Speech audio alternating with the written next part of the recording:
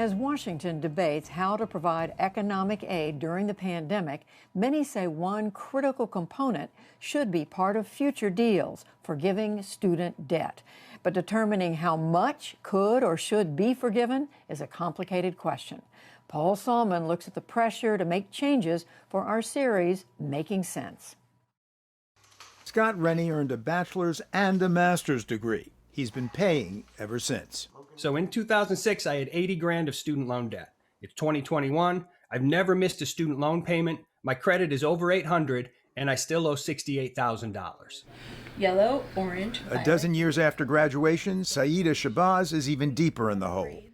I have upwards of $100,000 in debt at this point.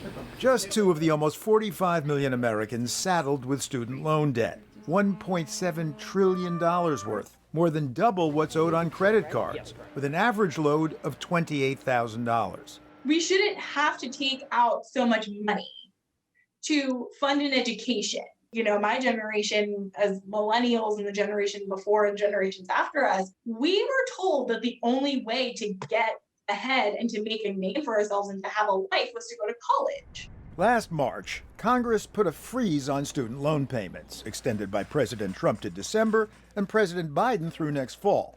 But some Democrats in Congress are pushing for $50,000 in permanent relief, among them Senator Elizabeth Warren. Canceling student loan debt is the single most effective executive action that President Biden can take to kickstart this economy. President Biden, however, supports a lower amount. I'm prepared to write off the $10,000 debt, but not $50,000. Scott Rennie's 4-year and advanced degrees in environmental education earned him a pittance. I've never been able to find a full-time job with my master's degree in my field. I've never had it in 15 years. He's led nature tours, taught English in China, making sure students knew how to compliment their teacher. 1, 2, 3. And he made music. Don't shout yet. His job now, handyman. Last year, he earned about $27,000. With my advanced degree, I go to people's houses and I fix things for them. It's very honest work, but it's not what I went to school for. It's not what I want to be doing. It's what I can do to survive. Rennie thought he had scrounged up enough to buy land on which to run student outdoor programs, but despite having 30% down, despite having a credit score of over 800, my bank and 2 other lenders said no. And they said no to me because of my student loan debt, because of my debt to income ratio. And that was the point where I decided, no more, I'm done. We're overeducated and undercapitalized. I've forgotten what it's like not to be poor. Rennie is part of a protest organized by the Debt Collective. Have no fear. Debt Collective is here. I'm Debt Mom. Rennie and fellow travelers like Debt Mom have pledged to stop paying, period. Occupiers! They're part of a group founded a decade ago during Occupy Wall Street. Freelance writer Shabazz shares a 450-square-foot apartment with her 7-year-old son and her partner, who's unemployed and also has student debt. Where are you talking to me from? I'm in my bathroom. Thanks to the pandemic, my son is home all the time. And so this is the only quiet place I can do interviews. Shabazz can't afford anything bigger. Since graduating into the recession of 2008-2009, she's only had low-wage jobs. All of my money goes to just keeping a roof over our heads, making sure, my son has everything that he needs as he grows. But not paying off her student loans means they're still accruing interest. The exact total now, she doesn't know.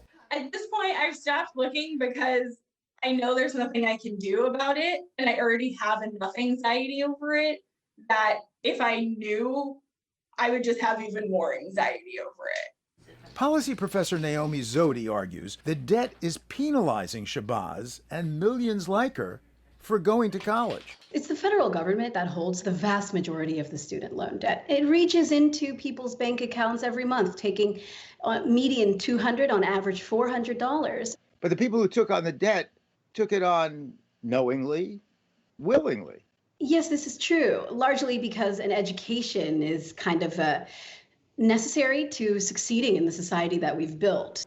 2/3 of student debtors are women, who also face a gender wage gap that makes it harder to pay off their loans. And says Zodi, black grads owe more than their white classmates. 12 years after graduation, almost half owe more than they'd borrowed. People who tend to owe this debt are people who have generational disadvantage. They're going to carry the greatest burden. It creates a modern day sharecropper when your income has to be allocated to paying your previous debts forever. There is another side to this, however. The biggest beneficiaries of student debt forgiveness would be relatively higher earners. Economist Konstantin Yannelis. People who go to college end up earning more than those who don't go to college. People who end up going to graduate or professional school earn more than people who just got a bachelor's degree. So people who borrow more tend to earn more. And save more and do less to boost the economy. If we gave more of that money to very poor people, say high school dropouts, they're much more likely to spend that money than doctors and lawyers and other high-income people. Yannelis thinks that income-driven repayment plans better target borrowers who need the help. These are plans in which borrowers pay 10 or 15% of their income above 150% of the poverty line. And then after 20 or 25 years, depending on the specific type of plan, remaining debt gets forgiven. But how about students who attended for-profit schools? They've taken on an average $39,000 in debt and nearly half default within 12 years. Pre-pandemic, New York University's Sabrina Howell described their plight. Lower graduation rates, lower loan repayment rates, and it's important to note that federally guaranteed student loans are not dischargeable in bankruptcy, and so wages can be garnished indefinitely if the student doesn't repay.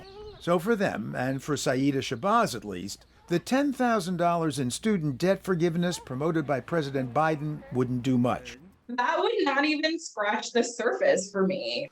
Nor would it stifle Scott Rennie's protest. That's not good enough. Thanks, Joe. Thanks, Mr. President, but it's not enough. We need full cancellation of this debt. Which is, and please forgive us for so obviously writing to our footage, the song Scott Rennie and his friends promised to keep singing for quite a while. For the PBS NewsHour, Paul Salman.